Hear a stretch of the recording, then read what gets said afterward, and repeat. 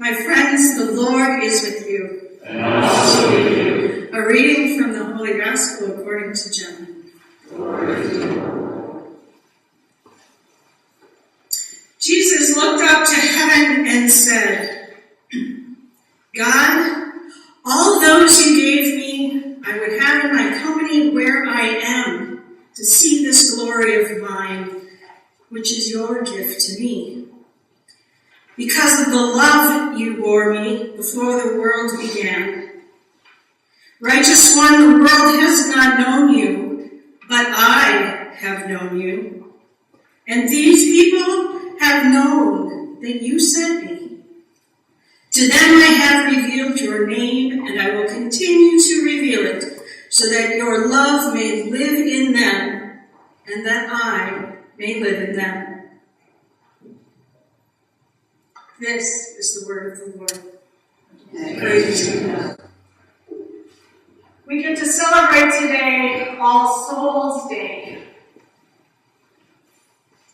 And I'm going to push us a little bit. We have remembrances up here and pictures up here, but I'm not sure that this is just the souls we're celebrating today. It doesn't say we're celebrating the souls that have gone before us. We're celebrating all souls.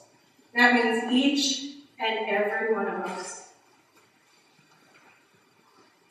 Being human beings, normal as can be, as aggravating as that can be, sometimes we tend to focus on death a lot. Mostly our fear of death. Because it's something we've learned to dread and something that we've learned to fear. And I am guessing, in my experience it has been, that we're not sure which we find more frightening, our own dying or those we love dying and being left behind. In my own journey, this question became very intimate to me a couple of years ago when I received an invitation from death. And though, thank you God, God gratefully declined the invitation for me, looking at the faces of my children and those who loved me, who really brought this question to the forefront of my prayer. What is death? And how do I make it okay, especially for my kids? And I actually use these readings from today to guide me in that prayer a lot, because to me, they're filled with hope and joy. Yes, when someone physically dies, we're sad that their physical presence isn't there, that they won't answer us when we talk to them, and we won't see that smile right in front of us. But I think the readings are telling us today that we're looking at death wrong, because I don't believe death is an ending or that death is a separation. I think death is a change. It's a change of a reality. Jesus told us today, I will continue to reveal it so that the love you have for me may live in them. And my friends, that's what I think all the readings are telling us today. It's the love that remains. For what are we? As creations of God, we are love. Basically, we have these human forms, but who are we at our essence? We are love. And love can never die.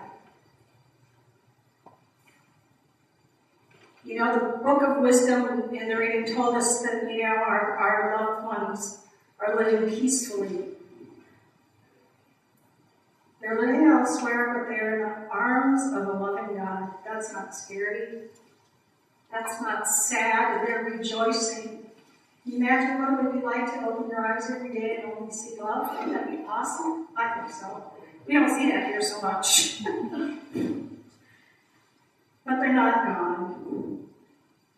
They can't be. Because they've made an indelible mark on our hearts. On each and every one of us. And that will never go away. We're a sacramental church. We believe that the sacraments, when given in our baptism today, Avi, us, we are forever changed.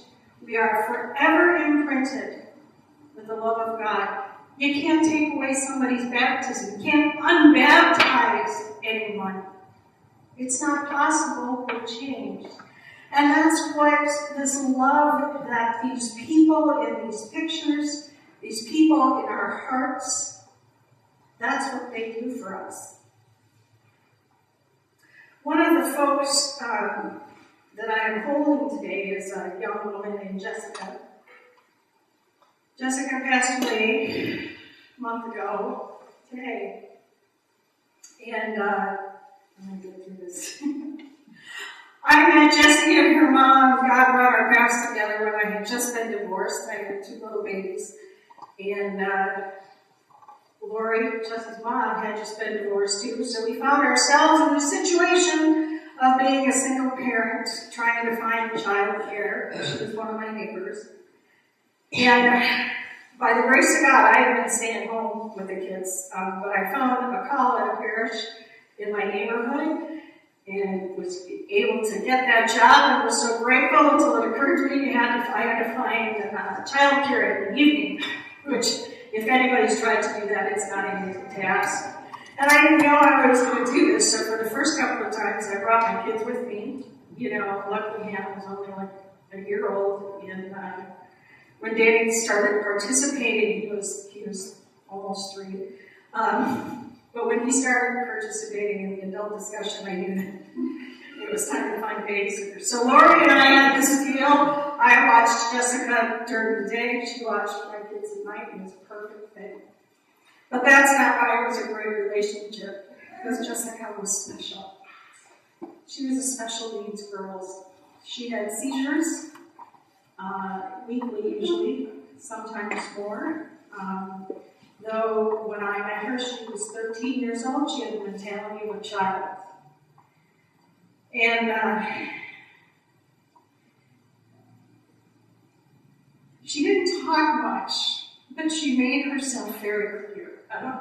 You just knew what Jessica wanted and what Jessica needed, and you knew what Jessica felt. And she did it through her eyes, I swear. It was just her eyes. She would look and smile, and you'd get that gleam where you knew you were in trouble. She was about to sneak out the door, or steal a box of crayons. She believed every crayon in the world was hers, by right. So Jessica gave us this gift of not only being very humorous, because there really isn't a day that Jessica didn't make you laugh. At her father's funeral, it was one of the saddest things I ever saw. And I went and got Jessie and brought her into the lunch. And as everybody was crying, eating their lunch, she came in and just literally went, "Hello!" And she started bouncing around, and people were laughing. And she pulled a couple tricks that made everybody laugh. And I thought, leave it to Jessica, because that's what she did. She was a simple girl. To make her happy was pretty simple. If you had M&M's, a Jensen video, and a crayon book, she would be your best friend forever. And she was very dramatic, and she was very infectious. But the change in being in a relationship for Jessica that happened to me, and I believe it happened to my kids, I'm going to speak for them because they're not here, I looked at the world in a different way. She didn't see the world. She didn't live in fear. She didn't have a lot of fear. She had anger, because if you took those crayons, she wasn't going to share it. She didn't live in fear. Life made sense to her. She got up, she went to school, people loved each other. If they didn't come home for a while, okay. She was happy. So, divorce sucks, come on, let's be honest. And it was like sad all the time. And Jessie taught me to live by looking at the world through the eyes of joy instead of the eyes of fear. This experience with her changed me forever. I can't say that I would have learned that somewhere else. I can't say that I wouldn't have learned it anywhere. else. But the fact of the matter was that God put Hezekiah in my life, I believe, as a gift and a lesson to say, Joan, you need to look through the world through a different set of eyes. And that's what I believe Jesus is asking us to do today in these. Look at death through a different set of eyes. Don't look at it as an ending. Look at it as a continuation. Because those people, they wouldn't be up there if they didn't change your heart. They wouldn't be in our memories if they hadn't changed us. And that love is still there. So what I think Jesus is asking us to do is not only to say, look at it through the eyes of love. It's sad, we'll cry, healing, those healing tears of holiness. They're sacred tears. But it's until we are able to let go of the idea that we will never be together, that we can't talk to them anymore, that we can't see them anymore. When we let go of that and look through it in the eyes of love, we'll see that they are here, that we can talk to them. And you know what? I believe they answered. So here's the question, what would it look like if we did that? Now we're talking about the death and things like that, but what about the souls that are sitting next to you? What are these souls here to teach us? How are you going to make an imprint on one another? I can say, by being up here, there's really not a person here that hasn't touched my heart in some way, that hasn't changed me for the better. So I think it's going to challenge us. I think when we're asked to look at things in a different way, when we're asked to believe that death is not the end, but just a different way of being, then we have to ask ourselves the question, what if I got up every morning and decided to look through the eyes of love alone? What if I decided to take the imprints of my heart, which are many, and live my life through that? What would our lives look like? What would others look like? But as a sacramental church, we're called to share that. We're called to share that love. We're called to imprint on one another's heart. We're called to imprint and love those that we don't even know yet. Everybody that crosses our path. Because we don't know why God put people in our lives. Sometimes until we're out of it. There's a saying, I don't know who said it, so I'm probably misquoting it, but